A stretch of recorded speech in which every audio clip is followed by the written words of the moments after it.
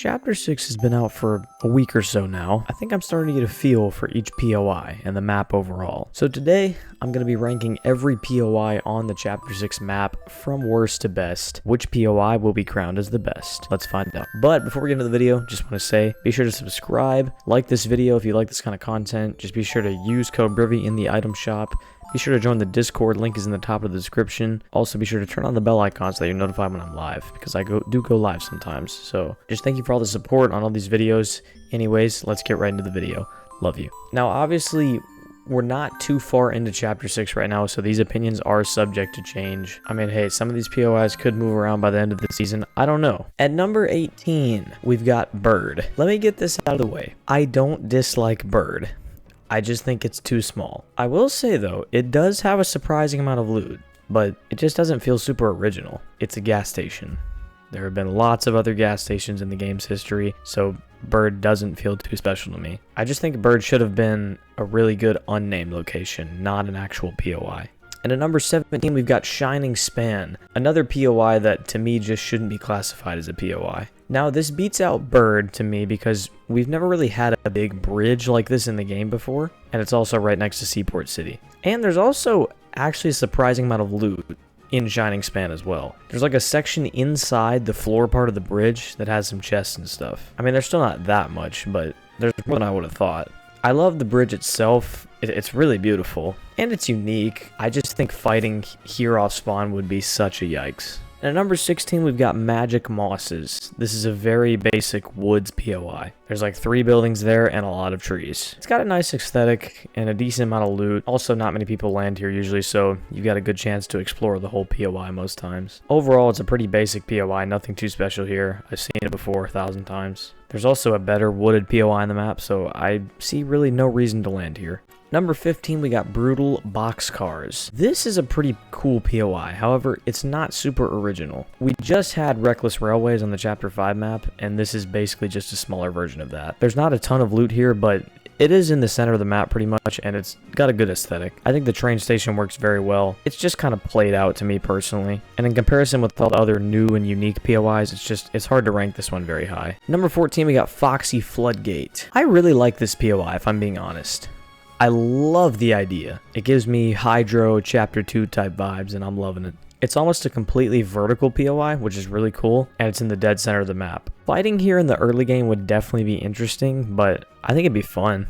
And there's a pretty decent amount of loot here. Also, you're close to a lot of other POIs, so it's not like it's a big commitment to land here. I love the idea. I love the creativity, but I think it lacks the pizzazz and magic that a lot of these other POIs have. Number 13, we got Demon's Dojo. I like Demon's Dojo. Honestly, I think some of these other lower ranked POIs are better, but I think the biome that Demon's Dojo lies in carries it. I love the snow biome here with the little pond in it, and it's also got the big orange biome kind of encompassing all the snow. Not to mention, it has the Mythic SMG here, and the medallion, and the boss. It's a little small for a Mythic POI to me, and it's probably the least aesthetically pleasing of all the Asian architecture POIs. I'm just a sucker for the biome, so it's going at 13. Number 12, we got Warrior's Watch. This is one that I don't really have a strong opinion on. It's pretty cool, though. It feels very, like, desolate and eerie in a way, kind of like Haunted Hills. I don't know why, because it's in the middle of the map, pretty much. I guess just because no one lands here. It also feels, like, very old and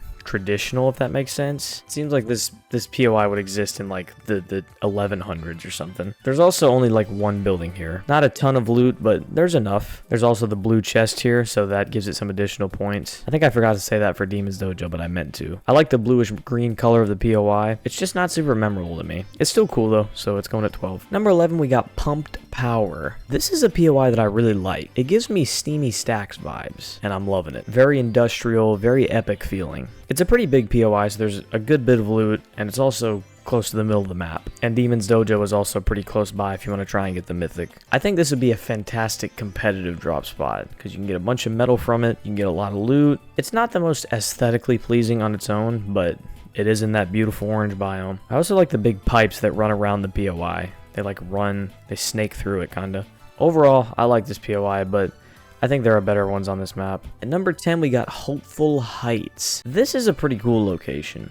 It's very aesthetically pleasing, and it's very cute overall, very cozy. My problem with it is that it's pretty small. It would be an interesting battle if 2 or 3 squads landed here. But to be fair, it does have a little flower patch nearby, so I do have to give it some extra credit. But it overall feels kind of the same as Mask Meadows, so it's just a little bit smaller. Number 9, we got Lost Lake. The more I land here, the more I like this POI. I like the look of the biome, I like the water within the biome, I like the look of the buildings, and I like the loot. I also love the swamp-based POI because it's actually good. All the lily pads in the water are a really nice touch as well. The only reason this is at 9 is because it lacks the theme that I desire, but the next one on the list has exactly that. And with number 8, we got Flooded Frogs. This is Lost Lake, but with a concrete theme. There are little frog decorations everywhere here, and other than that, it's the same thing as Lost Lake. Good biome, I like the water, buildings are cool, loot's good.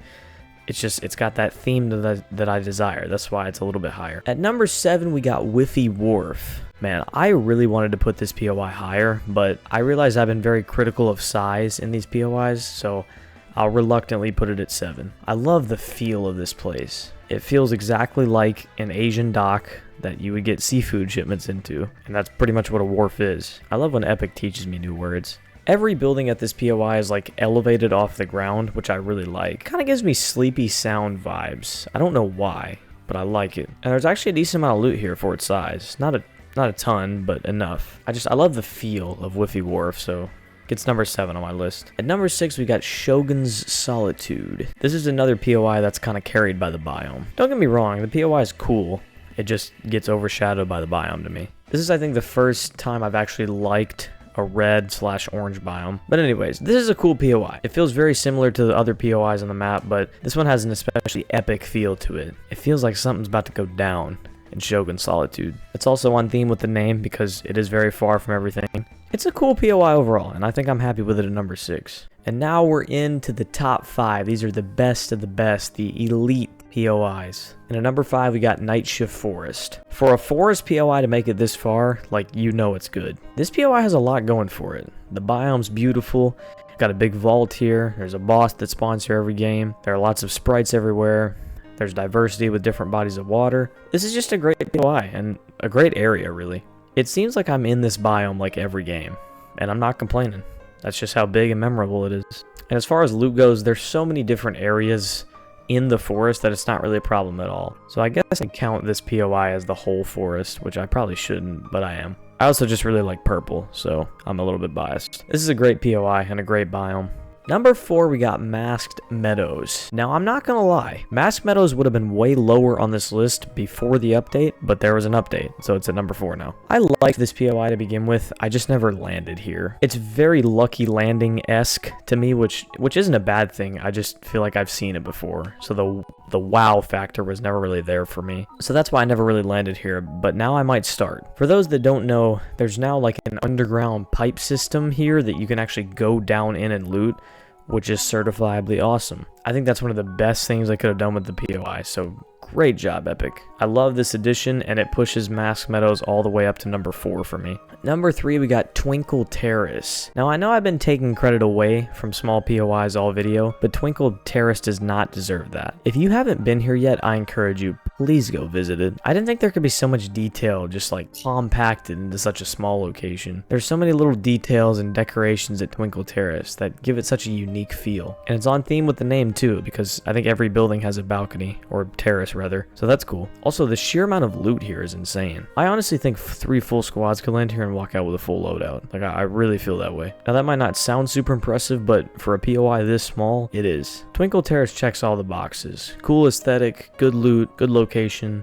The only thing it doesn't have is size, but size isn't everything. Number 2, we got Canyon Crossing. I love this POI. Canyon Crossing has such a cozy feel to it, while somehow still having that epic futuristic Asian feel to it, and I love it. I like that it's between mountains because it gives it that kind of enclosed space to fight, and I love how it just like drops off a cliff. It feels like it's like hovering above the empty space. The elevation is really good, which is something I never thought I needed in a POI. And this is a relatively big POI for this map, so it's got a good bit of loot. I also really like the detail in this POI as well. There are little food trucks here, which is something I noticed the other day, and I think that's really cool. And I'm sure if there are food trucks, there are lots of other details as well. There are also a couple of launch pads at Canyon Crossing, so that makes it a pretty good competitive drop spot as well. And there's also a launch pad on top of one of the mountains nearby, so you basically got 2 free mobility items. This is a great POI in all regards, and I'm very happy with it sitting at 2. And at number 1 is, you guessed it, Seaport City. This is one of the best POIs in the game's history.